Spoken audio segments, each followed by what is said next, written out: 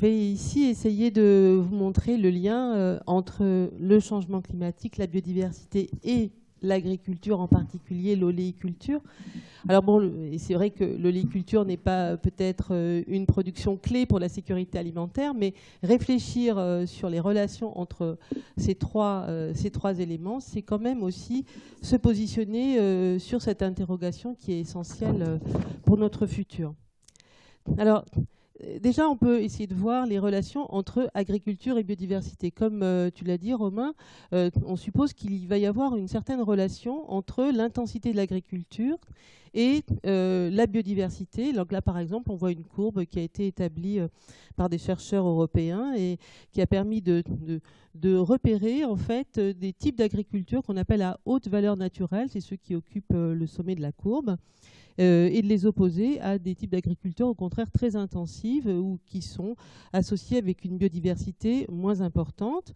Et bon voilà, l'oléiculture, c'est un cas intéressant parce qu'on est un petit peu dans une situation intermédiaire. Alors bon voilà, pourquoi est-ce que je présente le cas des oliverettes?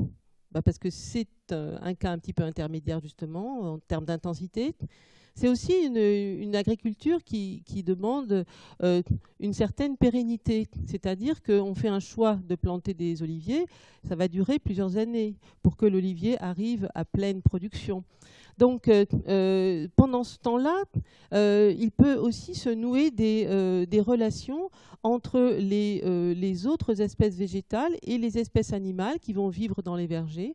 Donc on va avoir une certaine biodiversité associée à ces oliveraies. Mais aussi, ça signifie que du point de vue de l'adaptation au changement climatique, il va falloir anticiper cette adaptation. On ne pourra pas, du jour au lendemain, changer, par exemple, l'agriculture et remplacer l'oléiculture par autre chose. C'est aussi un paysage qui a une dimension culturelle. Je ne vais pas développer ici le rôle de l'olivier dans l'imaginaire, mais aussi qui joue un rôle important. Je vais vous parler surtout d'un territoire que j'ai beaucoup étudié donc en Andalousie, un territoire qui est très spécialisé dans l'oléiculture, où les gens sont totalement dépendants de cette culture. Mais l'oléiculture est également développée en France. Nous y avons également fait des recherches. Et en France, les surfaces sont bien moindres, mais cette oléiculture apporte un complément économique important parce que l'huile d'olive est vendue avec des labels et à des prix assez importants. Donc elle joue aussi un rôle économique. Alors voilà cette mer d'olivier dont je parlais tout à l'heure, donc dans la Sierra Marina, qui se trouve ici, la petite tache rouge, en Andalousie orientale. Et donc ici, on a un territoire qui s'est historiquement totalement spécialisé dans l'oléiculture et particulièrement lorsque l'Espagne a été intégrée dans l'Europe.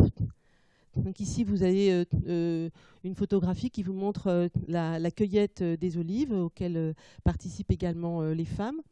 Donc 66 000 hectares d'oliviers, ce n'est pas rien dans cette région. 95% de la surface agricole utile, ça veut dire qu'il n'y a presque plus rien d'autre qui est cultivé. 40 000 tonnes d'huile d'olive produite chaque année, dont malheureusement 80% est vendue en vrac. Donc c'est la situation inverse de la France. En France, il y a peu de surface, mais l'huile d'olive est vendue avec une bonne valorisation. Mais ici, on est dans une région qui est totalement dépendante de l'huile d'olive, mais qui néanmoins vend assez mal son produit. Là, vous avez à droite les fûts où est stockée l'huile d'olive dans des grandes huileries industrielles qui sont disséminées dans tout ce territoire pour transformer finalement le produit de l'olive en huile d'olive. Alors, quelle biodiversité peut-il y avoir dans ces oliveraies? Bon, on peut distinguer une biodiversité végétale, donc des plantes, des champignons, des animaux. Et ces espèces, elles peuvent être présentes dans les arbres, parce qu'il y a par exemple des champignons qui vivent dans les arbres, dans les oliviers. Elles peuvent être présentes sur les arbres. Alors par exemple, tu as beaucoup parlé des oiseaux, donc ils peuvent venir de temps en temps se poser sur les arbres. Et puis aussi sous les arbres. Alors j'ai mis en rouge en fait ce que j'ai plus étudiée, c'est-à-dire la biodiversité végétale sous les arbres et aussi dans le sol. Bon, mais dans le sol, je ne l'ai pas étudié. Alors là, par exemple, je donne un petit ordre de grandeur du nombre d'espèces qu'on va trouver, qu'on a trouvé par exemple sur des olivettes en France. Et vous voyez que les moyennes sont assez variables selon que l'on est dans des vergers qui sont exploités de façon douce, avec des pratiques peu intensives. On a un petit peu moins d'une soixantaine d'espèces. Et puis, lorsqu'on est au contraire dans des vergers qui sont très fortement, plus fortement gérés par l'homme, avec usage d'intrants, etc., vous voyez que le nombre d'espèces diminue.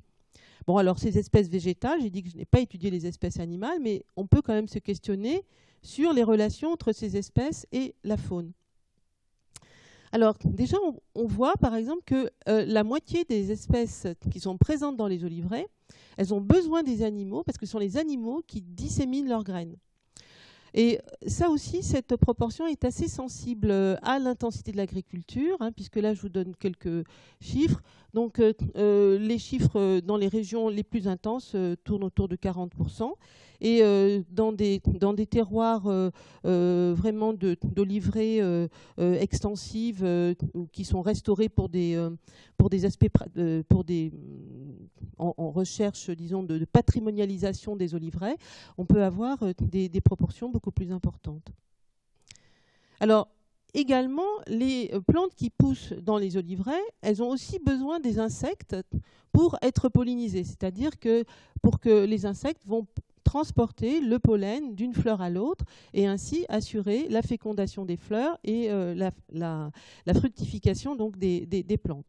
Donc ça représente une proportion qui est assez importante puisque 3/4 des plantes recensées dans les oliveraies, enfin dans les oliveraies que nous avons étudiées, hein, je précise, nous n'avons pas étudié toutes les oliveraies du monde, on a étudié les oliveraies en France et nous avons étudié également les oliveraies en Espagne, en Andalousie, eh bien elles dépendent soit totalement, soit partiellement des insectes pour la pollinisation de leurs fleurs. Et là, il y a relativement peu de différence en fonction du pays ou de l'intensité de l'oléiculture. Finalement, on voit que les oliveraies, c'est une forme d'agriculture assez intéressante pour la biodiversité parce qu'elle permet le maintien d'une biodiversité végétale et animale dans des territoires ruraux. Alors, on peut se dire aussi à quoi vont servir toutes ces espèces qui accompagnent l'oliveraie. C'est là qu'on arrive à la notion d'agroécologie, parce que les oliveraies, eh bien, elles peuvent être sensibles à des maladies. Et là, il y a une maladie qui est très importante, qui est la mouche de l'olivier, qui est un ravageur qui cause beaucoup de dégâts. Et il y a des travaux qui ont été menés par des spécialistes qui ont montré que cette mouche pouvait être parasitée et donc détruite au stade larvaire par un parasitoïde. Voilà. Et en fait, ce parasitoïde, donc, qui permet de lutter contre la mouche de l'olivier, il est favorisé lorsqu'il y a également d'autres espèces qui sont présentes dans les vergers, notamment un autre insecte qui est un hôte secondaire de ce parasite, et aussi une plante dans laquelle ce myophyte va pouvoir s'installer en faisant des galles. Donc ça, c'est des travaux qui ont été réalisés par Warlop. Alors, je me suis amusée à regarder si on trouvait beaucoup cette inule visqueuse dans les relevés que nous avons étudiés. Bon, alors, on ne les trouve pas beaucoup en Espagne, probablement parce qu'il y a eu une forte pression des produits phytosanitaires qui ont été, à un moment donné, très, très fortement utilisés. On le trouve un peu plus en France, mais les auteurs de cette étude, donc Warlop, montre qu'il y a d'autres espèces aussi qui sont intéressantes et qui peuvent servir à héberger ce qu'on appelle ces insectes auxiliaires, c'est-à-dire les insectes qui aident finalement à la lutte contre les ravageurs. Alors, j'en viens au changement climatique. En Méditerranée, puisque l'olivier est une plante méditerranéenne, on attend une fréquence accrue des sécheresses et une augmentation des températures. Alors, les oléiculteurs que nous avons consultés en fait tout au long de notre étude savent que la floraison printanière et la fructification automnale ont besoin de températures qui ne soient pas trop chaudes pendant la journée et d'une bonne pluviosité. Donc comment le climat va-t-il changer et quel effet cela aura sur la production d'olives? Donc c'est une question qui nous a été posée par les responsables du développement de cette région et par les oléiculteurs, et à laquelle nous avons cherché à répondre par une approche interdisciplinaire qui mobilisait à la fois les méthodes de la modélisation utilisées par les climatologues et des méthodes de sciences humaines et sociales qui s'appuyaient sur des enquêtes sur les savoirs et les perceptions. Alors ici, vous avez un exemple de la façon dont on a collaboré avec les agriculteurs. Là, vous avez en fait un modèle qu'on a construit et donc ce sont les courbes qui sont en gris et qui est comparé avec ce que l'on observe en noir. Donc ces courbes, en fait, c'est le rendement des oliveraies. Et pourquoi on a essayé de faire ce modèle? De façon à pouvoir prédire dans le futur, en fonction de ce qu'on avait prévu pour la diminution des pluies, quelle serait la diminution finalement du rendement en huile d'olive, en olive. Alors, globalement, hein, le modèle a été validé par des méthodes statistiques, mais vous voyez bien qu'il y a des années où il y a une différence assez importante entre ce que notre modèle prédit et ce qui se réalise. Alors ici, je vais surtout prendre l'exemple dans l'irrigué, mais on a fait également le même modèle dans le pluvial et les conclusions sont identiques. Donc là, par exemple, on voit que ce qui a été observé en 1995 est bien inférieur quand même à ce qui était prévu. Et donc, ça veut dire que notre modèle n'est pas très efficace lors des années très sèches. Pour quelle raison? Parce que dans les années très sèches, il y a aussi un effet de stress thermique qui est lié à l'augmentation des températures. Et notre modèle est imparfait. Nous n'avons pas pu intégrer les températures dans notre modèle. Alors ceci, nous le savions, mais cela nous a été bien sûr confirmé par les oléiculteurs à qui nous avons montré ces résultats. Alors, une autre année, c'est le contraire. Hein. Vous voyez que la production simulée est plus importante que la production réelle. Et là, les oléiculteurs que nous avons consultés pour leur demander des explications nous ont parlé du rôle des ravageurs. Et en effet, nous avons pu vérifier auprès des services statistiques qu'il y avait eu des problèmes phytosanitaires assez graves cette année-là. Et puis, dernier cas, c'est un autre cas où les données observées sont plus importantes que les données simulées. Alors pourquoi est-ce qu'on a cette augmentation de la production cette année-là? Parce qu'en fait, on est 15 ans à peu près après l'arrivée massive des subventions européennes qui ont permis de subventionner des nouveaux oliviers lorsque l'Espagne est rentrée dans la communauté européenne. Donc, ce qu'on voit en fait, hein, c'est qu'il y a en effet une imperfection dans notre modèle, c'est-à-dire qu'il ne prend pas en compte l'effet du stress thermique, mais qu'en revanche, il y a d'autres phénomènes qui sont plus aléatoires, qui n'ont rien à voir avec le climat et qui ne minorent en rien finalement la pertinence et la fiabilité de notre modèle. À partir de là, on a pu prévoir que les oliviers irrigués allaient entre 2030 et 2050 avoir une production qui allait diminuer de 3,5% et les oliviers non irrigués de 7%. Alors néanmoins, il n'y a pas que la pluie qui est important ou les températures. Et il y a d'autres paramètres de l'adaptation qui est la question de la lutte contre les ravageurs de l'olivier. En effet, le fait que la période estivale va durer plus longtemps explique qu'il y a certains ravageurs qui vont avoir le temps de faire un cycle biologique supplémentaire. Et c'est notamment le cas de la mouche de l'olivier. On craint que le nombre de cycles de la mouche de l'olivier va augmenter. Dans ce contexte-là, il est important de préserver la biodiversité pour favoriser les plantes hôtes d'insectes auxiliaires. Je vous ai montré tout à l'heure l'intérêt d'avoir des plantes qui vont pouvoir héberger des hôtes secondaires, des parasites, mais il y a également d'autres chaînes alimentaires qui peuvent être intéressantes. Et là, bien sûr, il y a une incertitude qui est celle qui a été montrée par Romain, c'est-à-dire est-ce que finalement ces relations entre les insectes et les plantes vont pouvoir continuer à être effectives compte tenu des phénomènes de désynchronisation et de migration peut-être de certaines de ces espèces. Alors un autre paramètre qui est important pour lutter contre le changement climatique, c'est la conservation des sols. Là, vous avez au-dessus, vous voyez, un verger où il y a eu historiquement une érosion très importante. Les oliviers sont comme suspendus, en fait. Donc, tout ce petit triangle-là, c'est l'épaisseur de sol qui est partie à cause de pratiques excessives, notamment de labour, qui sont beaucoup développées avec la mécanisation. Donc, on a pu mesurer avec des collègues qu'on pouvait avoir des pertes très importantes en terre de 5 à 25 cm en un demi-siècle. Et évidemment, ça fait aussi que nous avons des sols qui contiennent assez peu de matière organique. On a mesuré 7,5% sur des sols non mis en culture, mais ça pouvait descendre jusqu'à 1,5% sur des oliveraies très intensives. Et ça, bien sûr, ça veut dire que les sols vont peu stocker du carbone et qu'il va y avoir une faible biodiversité à la fois dans le sol et sur le sol, comme on le voit ici dans ces vergers où il y a beaucoup de sols nus. Alors un autre problème qui se pose aussi à cette oléiculture, c'est qu'est-ce qu'ils vont faire des déchets de taille.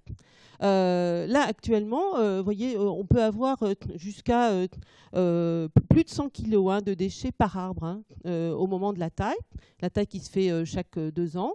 Et jusqu'à présent, ce qui se faisait, c'est que les gens les brûlaient. Alors en les brûlant, ça leur permettait de contrôler les maladies, mais évidemment, il y a un impact carbone. Donc actuellement, ils sont en train de changer leurs pratiques et de les épandre au sol avec l'espoir que ça va protéger et améliorer les sols. Mais en même temps, en laissant les déchets au sol, c'est un risque de propagation des parasites qui, nous l'avons vu, vont augmenter, dont le nombre va augmenter avec le changement climatique. Donc, nous sommes engagés avec ce groupe dans un nouveau programme qui va viser à produire des biocarburants et des molécules d'intérêt pour essayer de valoriser finalement ces déchets, atténuer l'impact carbone et puis générer des produits qui vont pouvoir avoir une valeur économique. Alors, pour conclure un petit peu, s'adapter ou atténuer le changement climatique et préserver la biodiversité dans l'agriculture, qu'est-ce que ça veut dire ? Donc, on voit ici qu'est-ce qui va se passer avec le changement climatique. Augmentation des températures avec augmentation du stress thermique de l'olivier et augmentation des cycles de la mouche, diminution des pluies, diminution évidemment des ressources en eau. Tous les vergers irrigués exploitent ces ressources en eau. Et donc, baisse du rendement en olive. Donc là, je répète, j'ai mis les chiffres que je vous ai indiqués tout à l'heure. Comment réagir par rapport à ces menaces ? Eh bien, il y a des mesures qui sont plus ou moins faciles. Il y a une première mesure qui est assez simple, qui est de préserver les espèces auxiliaires et les sols. Et ça, il y a déjà eu beaucoup d'efforts qui ont été faits par les politiques publiques européennes pour orienter les subventions agricoles, pour favoriser les pratiques qui allaient protéger les sols contre l'érosion. Donc ça, c'est quelque chose qui est déjà en cours. Bon, ils n'en sont pas encore vraiment à la protection de la biodiversité, mais déjà, ils ont pensé à la protection des sols. C'est déjà pas mal. Une autre solution, ça sera de mieux gérer l'eau d'irrigation. Actuellement, il y a pas mal de gâchis qui est fait, une surirrigation, parfois des dotations très importantes. Dans le futur, les ressources en eau vont diminuer entre 8 et 24%, c'est ce que nous avons prévu. Donc, il va falloir, bien sûr, mieux partager cette ressource en eau et diminuer également l'eau d'irrigation qui est appliquée sur les oliviers. Valoriser les déchets, valoriser l'huile. Comme je vous ai dit, une des faiblesses de cette région, c'est qu'il n'y a pas de valorisation économique finalement du produit. Et supporter une baisse de rendement, c'est plus facile si on arrive à mieux valoriser le produit et à augmenter son prix de vente. Et puis, il y a ensuite des solutions plus radicales, c'est-à-dire changer les vergers, planter de nouvelles variétés, planter plus haut en altitude. Alors ça, c'est possible à l'intérieur de cette région, parce que vous avez vu qu'il y a des montagnes et qu'on pourrait faire déplacer les vergers plus haut en altitude. Ça demande évidemment 15 ans d'anticipation. Et puis après, il y a une solution encore plus radicale, c'est-à-dire arrêter de faire d'olivier et le planter plus au nord dans une autre région.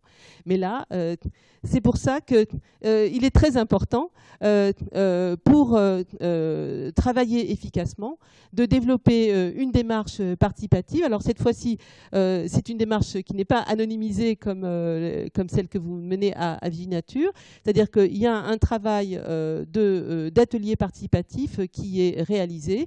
On associe les oléiculteurs à toutes les étapes de la recherche où on intègre leur savoir et on a récemment réalisé des ateliers participatifs pour susciter l'émergence de stratégies d'adaptation et d'atténuation de leur part, que eux fassent des propositions, et également le dialogue entre acteurs, quelque chose qui nous a fortement impressionné, c'est la capacité d'écoute entre eux.